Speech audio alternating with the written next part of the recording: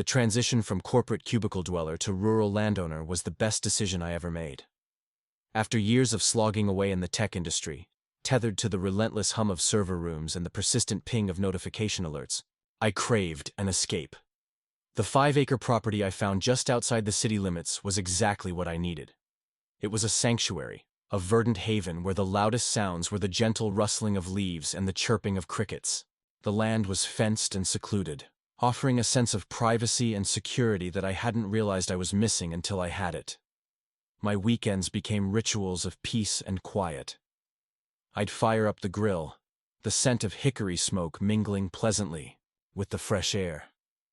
I'd sit on my patio, a cold drink in hand, and watch the local deer graze along the tree line, their movements graceful and unhurried. It was a stark contrast to the frenetic pace of my work week, a necessary counterbalance that kept me grounded and sane. I spent hours tending to my small koi pond, meticulously maintaining the ecosystem, enjoying the tranquil rhythm of filtering water and the vibrant colors of the fish.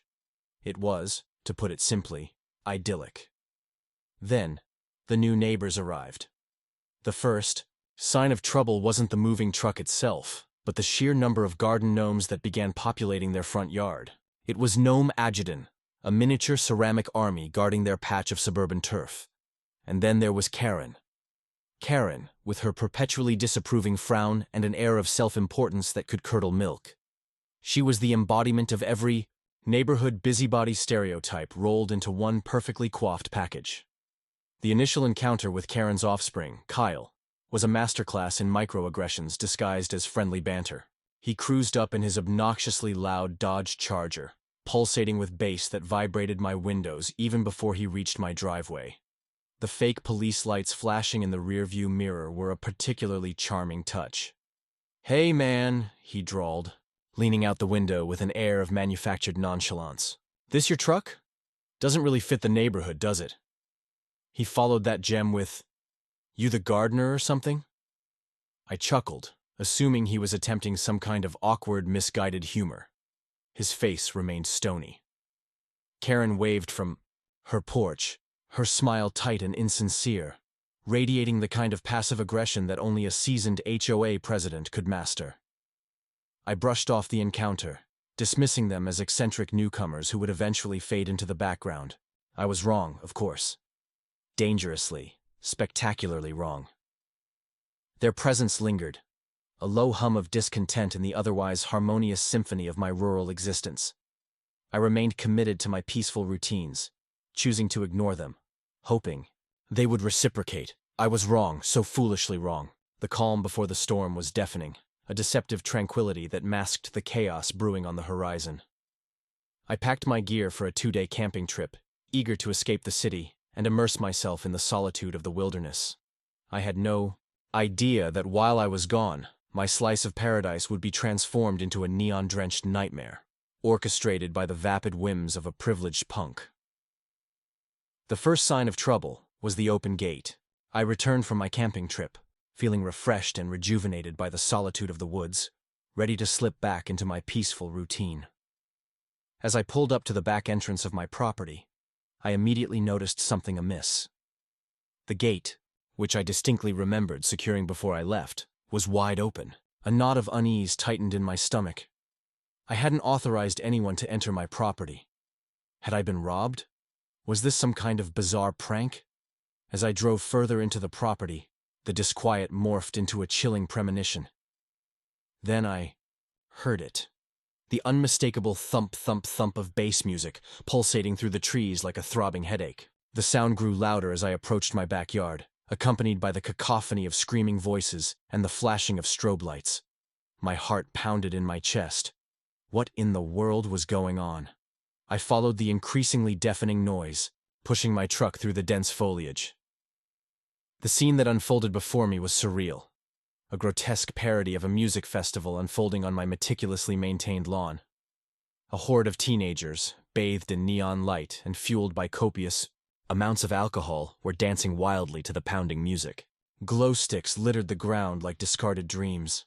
A fog machine spewed out a thick, artificial mist that clung to the air, obscuring the faces of the revelers. A full-blown DJ tent had been erected on my grass, complete with turntables, speakers, and a DJ who looked like he'd raided a Halloween store for his outfit. My koi pond had become an impromptu swimming pool, the once pristine water now churning with bodies and beer cans. Someone, in a moment of artistic inspiration, had spray-painted a garish mushroom mural on the trunk of my ancient oak tree. My tool shed, which I used to store my gardening equipment, was wide open and reeking of urine. It had been converted into a makeshift porta-potty. Rage began to bubble inside me, a primal fury at the desecration of my sanctuary. And then I saw him. Standing on my patio furniture, holding a microphone like he was about to announce the headlining act at Coachella, was Kyle. He was yelling something unintelligible into the microphone, his voice distorted by the cheap sound system. I managed to make out snippets of his incoherent babble. "Welcome to Kyla-chella, baby. Rich kids only." The sheer audacity of it was staggering. He had broken into my property, turned my backyard into a private rave, and was brazenly announcing it to the world. The blood rushed to my head. This wasn't a prank. This was a deliberate act of disrespect, a blatant disregard for my property and my privacy. The years of pent-up frustration from dealing with corporate BS, the endless hours spent building my escape, all came crashing down in a wave of incandescent rage. I surged forward, pushing my way through the throng of oblivious teenagers, determined to shut this down immediately. My voice, amplified by my anger, cut through the din of the music and the drunken revelry. "Turn the music off. Everyone get off my property now," I bellowed, trying to maintain some semblance of control. Heads turned, eyes widened, and the music began to sputter and fade. All eyes were now on me, including those of the ringleader himself, Kyle, who was watching me from his makeshift stage with a smug grin plastered across his face. The music died down, leaving an unsettling silence in its wake, broken only by the murmurs of the confused partygoers. Kyle, still perched atop my patio furniture, stared down at me with an arrogant smirk. "Bro, you're crashing my event," he said, his voice dripping with condescension. "This is private property." The audacity of his statement was almost comical. He was standing on my property, hosting an unauthorized rave, and accusing me of crashing his party. "Yes, it is," I retorted, my voice tight with controlled anger. "Mine. This is my property. You are trespassing." Kyle let out a mocking laugh, the sound echoing through the suddenly quiet backyard. "You left, so we claimed it," he declared. "That's how squatters' rights work." His words were dripping with sarcasm and ignorance. Squatters' rights didn't even apply in this situation, but arguing with him seemed futile. He was clearly operating on a different plane of reality, one where logic and reason had no place. Then came the racial slur. It was a casual, almost dismissive remark, uttered with the same nonchalance as if he were commenting on the weather. The word hung in the air, heavy and poisonous, a stark reminder of the prejudice that still lurked beneath the surface of society.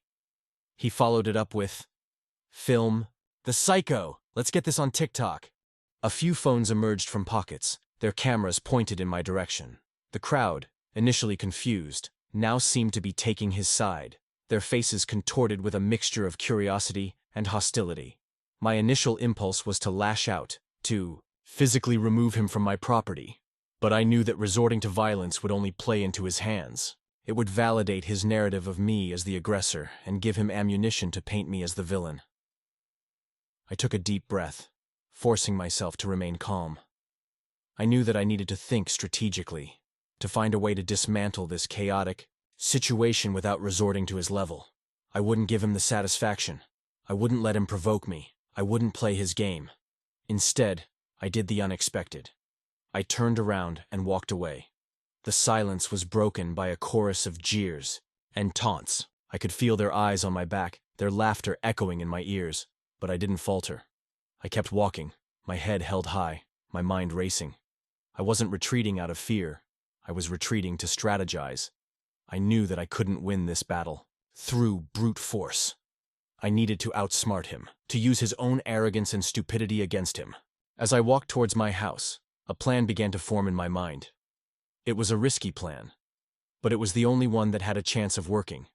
I needed to gather evidence, to document the illegal activities taking place on my property. And then I needed to call in the reinforcements. I stepped inside my house, the sounds of the party fading behind me. The interior was a welcome sanctuary of order and calm. I locked the door behind me, shutting out the chaos and the negativity. I went straight to my office, my mind focused on the task at hand. Time was of the essence. The longer this party continued, the more damage would be done. I took a deep breath, gathered my wits, and began to execute my plan. The first step in my plan was to gather irrefutable evidence of the illegal activities taking place on my property. Fortunately, I had invested in a comprehensive security system, including cellular trail cameras strategically placed around the perimeter. These cameras were designed to capture images and videos of wildlife, but they were equally effective at documenting human activity. I accessed the camera feeds on my computer, my fingers flying across the keyboard as I navigated the interface. The footage was damning. There were clear shots of Kyle and his friends breaking through my gate, setting up the DJ equipment, and openly consuming alcohol. There were also several videos of underage drinking, drug use, and acts of vandalism. The camera that I had hidden near my koi pond had captured a particularly disturbing scene of several teenagers skinny dipping in the water, oblivious to the fact that they were being recorded. With a few clicks of the mouse, I downloaded all the relevant footage onto my hard drive, creating a digital archive of their illegal activities. The cellular trail cams had proven their worth, providing me with the ammunition I needed to take down Kyle and his crew. With the evidence secured, it was time to call in the reinforcements. My first call was to animal control. I had noticed a few disturbing details in the security footage, details that suggested Kyle was engaging in illegal animal ownership. Specifically, I remembered seeing 2 large snakes slithering around the party, pythons to be exact. A quick search on Instagram confirmed my suspicions. Kyle had posted a picture of himself draped with a Burmese python, bragging about how they were adding to the party vibe. Owning Burmese pythons was illegal in this county.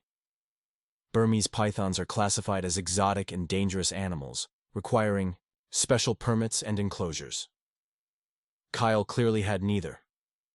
I dialed the number for animal control, my voice calm and measured as I reported the illegal possession of exotic snakes. I provided them with the address of my property and the Instagram evidence. They assured me that an officer would be dispatched immediately. Next, I called the county fire marshal. The security footage had also revealed another alarming detail: fireworks. In several videos, I saw teenagers launching fireworks into the dry grass surrounding my property. Given the arid conditions and the recent drought, this was an incredibly dangerous act. It could easily have sparked a wildfire that would have engulfed my property and the surrounding area. I dialed the number for the fire marshal, my voice laced with urgency as I reported the illegal use of fireworks. I emphasized the fire hazard and the potential for a catastrophe. They assured me that they would investigate immediately. With animal control and the fire marshal on their way, I turned to my final secret weapon, my old college roommate. My roommate, Mark, worked for the local power company. He was a brilliant, resourceful engineer with a knack for solving problems. I explained the situation to him, emphasizing the illegal nature of the party and the damage that they were causing to my property. I asked him if there was anything he could do to help. He paused for a moment, considering the possibilities. "I might have an idea," he said, his voice tinged with a hint of mischief. "Give me 10 minutes. 10 minutes later, the transformation was immediate and theatrical. The pounding music abruptly died, the strobe lights flickered and then went dark, and the entire backyard plunged into darkness. A collective groan rippled through the crowd as the party came to a screeching halt. The power had been cut. Mark had pulled some strings and remotely disabled the power at the pole, effectively shutting down the rave. The teenagers, disoriented and confused, began to panic. Without the music and the lights, the party's carefully constructed facade of cool crumbled away. The darkness revealed the true nature of the event: a chaotic mess of underage drinking, drug use, and vandalism. As the darkness deepened, the sounds of panic grew louder. Kids started bumping into each other, stumbling around in the dark. Someone tripped over a speaker wire and let out a yelp of pain. The air was thick with the smell of spilled beer and cheap perfume. Then, the first set of blue lights appeared. They started as a distant glimmer, gradually growing brighter as they approached my property. The sound of sirens wailed through the night, piercing the darkness and sending shivers down my spine. 7 sheriff's deputies emerged from the woods, their flashlights cutting through the darkness like lasers. They moved with purpose and efficiency, their faces grim, their weapons holstered but visible. They looked like they were prepared for a full-scale riot. Turns out I wasn't the only one who had called the authorities. Neighbors from miles around had heard the noise and seen the smoke from the fireworks. They had assumed it was a forest fire combined with some sort of apocalyptic rave. The sheriff's deputies wasted no time in taking control of the situation. They began dispersing the crowd, ordering everyone to leave the property immediately. The teenagers, now sobered by the arrival of law enforcement, scrambled to escape. They bolted in every direction, tripping over each other in their haste to get away. Kyle, realizing that his party was officially over, tried to make a run for it. He jumped into his Dodge Charger, only to discover that his prized possession had been vandalized.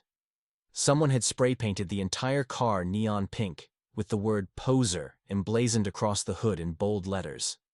The sight of his defaced vehicle seemed to push him over the edge. The DJ, who had been trying to blend into the crowd, was apprehended by one of the deputies. A quick background check revealed that he had several outstanding warrants for unpaid parking tickets and a minor drug offense. He was promptly handcuffed and led away. Amidst the chaos, I discovered another bizarre detail. Someone had left a goat in my laundry room. I have no idea where they got the goat or why they decided to put it in my laundry room. But there it was, munching contentedly on a pile of clean towels. The situation was spiraling into a level of absurdity that I could never have imagined. But the worst was yet to come.